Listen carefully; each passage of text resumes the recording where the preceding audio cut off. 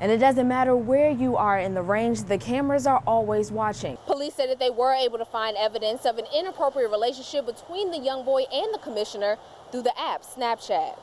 They say that earlier today, they were in the area looking for clues and talking to the people who actually reported this incident to them. Right now in the General Assembly, there are bills to ban fracking and even criminalize it. And the hundreds of protesters here say that that's exactly what they want. Put a ban on it right now and not a moratorium.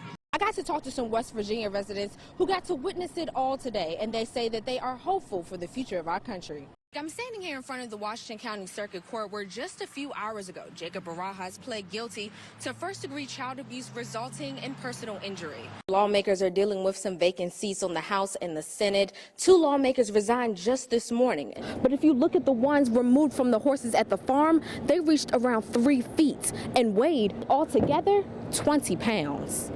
And this next story is sure to make you hungry. Students from the Blue Ridge Community and Technical College Hospitality Program baked a grand buffet of desserts to share with the community. And still to come tonight on WHAG News at 5:30, Lou Scally joins us with a check of the forecast. Lou, I'm actually very hungry now because of that. As you can see, the stands here at the Cumberland Racetrack are empty, and it's been like that for years. And that's why the County Commission is looking to tear it down. But residents who have their fondest memories here are looking to save it. We got married here 5 years ago. We had all of our family and friends right there. It was a really special day for the both of us. For Candy and Joe Marple, the Cumberland Speedway is home. It's a thrill that you can't match unless you actually do it. You can't describe it to somebody. It's clean fun. It's honestly, it's what kept me out of trouble through my teenage years. But now the races have stopped and the county commissioners are ready for a change. It's the financial realities that they haven't been able to race out there regularly for over 5 years. The last race here was in 2013 and Marcus Van Meter was the winner. I pulled in victory lane 37 times on that front straightaway, and each time it was one of the best feelings of my entire life. Always. There was a time when you couldn't see a blade of grass over there. It was all cars, and I just want to get back to that. And it's those memories that the Marples want for their children as they rally the community to save the track. There is someone out there. We just have to try and find that person or place to do it. The county commissioners are looking to turn it into a concert venue, but they say they are open to residents' suggestions. My main thing is I hope to see cars on this track again, full fields.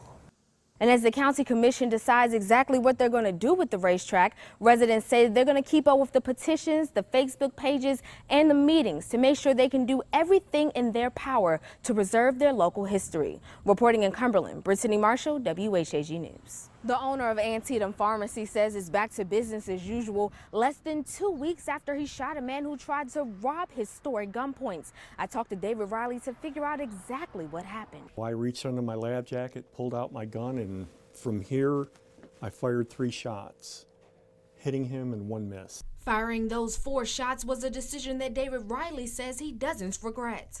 It was the only thing that I had available to do, and he made the decision for me. Riley shot an armed robber 4 times after he came into his store demanding money from employees and oxycodone. Every pharmacist is aware that people want your drugs, they want your money. There's a drug problem in Waynesboro. So all along I don't want to say we expected it to happen, but we know we're a target. And that's why Riley carries his gun on his hip every day to not only protect his employees, but also his customers that were luckily not in the store when it all happened. He was wild. He was pointing the gun at everybody. He was going to shoot somebody. There was no doubt in my mind. Having the gun in my office, having it hidden somewhere would have been totally useless. I had to have it with me, and I'm glad I did. Riley says his staff has been trained on how to handle these situations. And over the 10 years he has legally owned his gun, he continues to train even with his lab coat on.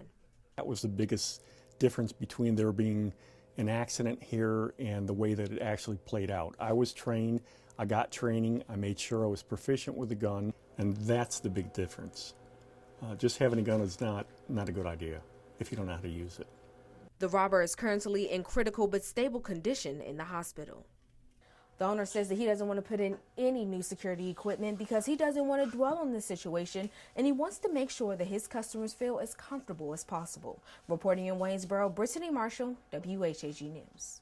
And the Maryland State Police are investigating an alleged murder of an inmate on Monday in the Maryland Correctional Institute in Hagerstown. Around 11 p.m. that night, troopers were told that an inmate, Benjamin Hall, was found lying on the floor of his cell unresponsive. Now, through investigation, police believe that Hall may have been in a fight with another inmate. He was given medical treatment but was pronounced dead on the scene. And there's just a little less than a week left for Maryland voters to register to vote in the presidential election. The deadline to register is next Tuesday, October 18th by 9 p.m. It's also the last day to update your address with the Board of Elections. And Montgomery County public school officials are already thinking about the next school year.